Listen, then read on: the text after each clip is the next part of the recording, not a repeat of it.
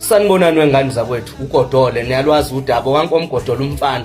Ngithi angibingelele nje izingane zami lapha eMnambithi TVET College. Ngani zami naze nayenza into enhle, naze nalenza iqiniso ngani zami. Nikhombisile ukuthi by 2026 nizobe nelekelelana nathi ukuthi silwe namasela. Ngizwile kuthiwa nibuye nehlale ezu4 nengane zamasela zabuya nehlale ezu4. Uqopha umlando ke lokho enikwenzile ngoba bekokuqala umkhonto wesizwe ungene lapho kuleyo TVET College uthi nathi siyangena ngoba phela sizingane ezifikayo. Awungani zami ngiyabonga kakhulu. Ngizwile lapho ekuthiwa yini isadesmo babuye nesitulo esisodwa nibagxobile. Ngiyanithanda eMnambithi. Umasipala waseMnambithi niyakhombisa ukuthi sizowuthatha bayathanda abathandi. Labe ikipe ebomvuke bebengabonwa nangokhalo iqanda qokusi. Ibambeni kanjalo 2026 sesila bazokhala.